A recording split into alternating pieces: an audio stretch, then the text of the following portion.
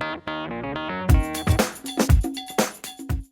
दुनिया का बोझ हम उठाते हैं, लोग आते हैं लोग जाते हैं, हम यहीं पे खड़े रह जाते हैं।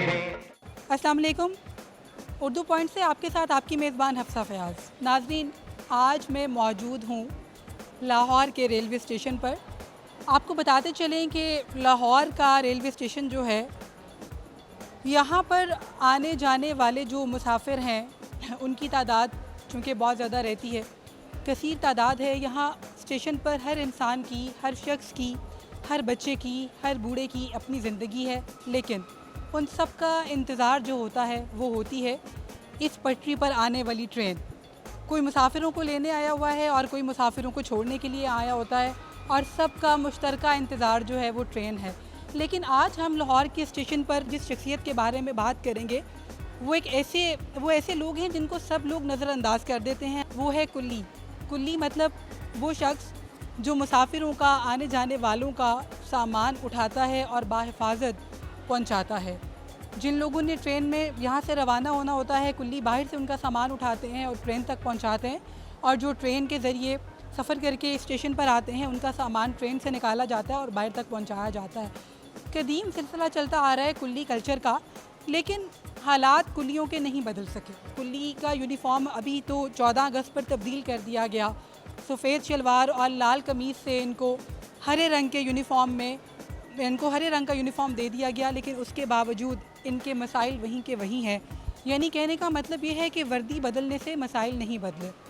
कुल्ली हमारे साथ मौजूद है, उनकी जानिब बढ़ते हैं, उनसे आपकी बात करवाते हैं और उनसे पूछते हैं। अस्सलाम वालेकुम जी। सबसे पहले तो हमें अपना नाम बताइए। मोहम्मद असलम। मोहम्मद असलम साहब, आपको कितना अरसा हो गया है यहाँ पर कुल्ली के फ़राइज़ सर अंजाम देते? 35-40 साल हो गए हैं। मोहम्मद असलम का कहना है कि 35-40 साल से वो कुल्ली कल्चर का हिस्सा हैं और यहाँ पर लाहौर के रेलवे स्टेशन पर कुल्ली के फ़राइज़ सर अंजाम दे रहे हैं। असलम साहब, हमें बताइएगा, यहाँ पर रहते हुए 40 साल हो गए, एक ज़िंदगी आपने यहाँ पर दी है, जो मसाइल पहले दिन से थे जब आपने यहाँ पर काम करना शुरू किया था, वो मसाइल हल हुए या अभी तक वैसे हैं? मजदूर पे के मिसाल हाल होने, मजदूर था जो मतलब आज दिहाड़ लगी कल नहीं लगी थे कि मिसाल पूरे हो सकते। कैसे मसाइल का सामना रहता है आपको यहाँ? मिसाल तो मेरे कोई भी नहीं है नज़र आ रहा, हमें तो वही आप पता ही है, मुसाफिर आ गया ठा लिया, ना आया तो ना सही, और ही नहीं क्या मिसाल है। नाज़रीन, मैं आपको ये बताती चलूँ कि यहाँ लाहौर के रेलवे स्टेशन पर सैकड़ों की तादाद में कुल्ली काम कर रहे हैं, लेकिन एक बात याद रहे कि इन कुल्ली हजरात को गवर्नमेंट की तरफ से कोई तनख्वाह नहीं दी जाती। जी हाँ, ये गवर्नमेंट एम्प्लॉय नहीं हैं, ये अपने तौर पर यहाँ पर मेहनत मजदूरी करते हैं, और आने जाने वाले मुसाफिर जो हैं वो इनको अपनी मर्ज़ी से 100, 50, 200, 300 जिसकी जितनी तौफीक हो सामान उठाने पर इनको दे देते हैं। इनको गवर्नमेंट की तरफ से कोई पे नहीं मिलती, कोई सैलरी नहीं दी जाती, इनका कोई सैलरी सिस्टम नहीं है। इसी हवाले से असलम साहब से मज़ीद पूछते हैं। मोहम्मद असलम, हमें ये बताइएगा, चूँकि गवर्नमेंट की तरफ से आपको कभी कोई तनख्वाह नहीं मिली, कभी कोई बोनस नहीं दिया जाता, तनख्वाह का कोई सिस्टम नहीं है, कहीं पर हाज़िरी नहीं लगती, यहाँ पे जो ठेकेदार होते हैं जो आपको रजिस्टर करते हैं, उनका रवैया आपके साथ क्या होता है? उनका ये ठेकेदार हैं, वो जो उनका कार वगैरह है वो करनी पड़ती है, और उसके बाद जो काम करेगा ठीक है, नहीं करेगा तो छुट्टी दे देते, और क्या करना है। यहाँ पर पहले कुल्ली कल्चर जो था उसका ये एक उस फ़र्ज़ था इनके ऊपर, इन कुल्ली हजरात के ऊपर, कि ये 800 रुपया महाना यहाँ पर ठेकेदार को देते थे ताकि ये यहाँ पर मेहनत मजदूरी करके अपने बच्चों का पेट पाल सकें। लेकिन अभी कुछ टाइम पहले, कुछ अर्सा पहले, जब हुकूमत ने इनकी वर्दी में तब्दीली की, इनके यूनिफॉर्म को बदला, तो उन्होंने ठेकेदार का ये जो कल्चर था उसको भी तब्दील कर दिया। अब ये लोग महाना उसको 800 रुपया नहीं देते, अलबत्ता रोज़ाना इनको उसको पैसे देने पड़ते हैं। वो कितने पैसे होते हैं ये भी हम असलम साहब से जानते हैं। मोहम्मद असलम, हमें ये बताइएगा कि ठेकेदार को अब महाना 800 रुपया नहीं दिया जाता, लेकिन रोज़ के पैसे देने होते हैं। रोज़ाना आपने उनको कितने पैसे देने होते हैं? रोज़ाना सवारी मिलेगी तो देने ना, सवारी ना मिले तो कितों देने। लेकिन यह है कि सवारी खड़ो 100 की खड़ो ना 30 रुपये उनके होते हैं, 50 की खड़ो 10 रुपये लेते हैं बस। अच्छा, मुसाफिर अपनी मर्ज़ी से पैसे देते हैं या आप लोगों की डिमांड होती है, आप लोग उनसे तलब करते हैं कि इतने दे दें?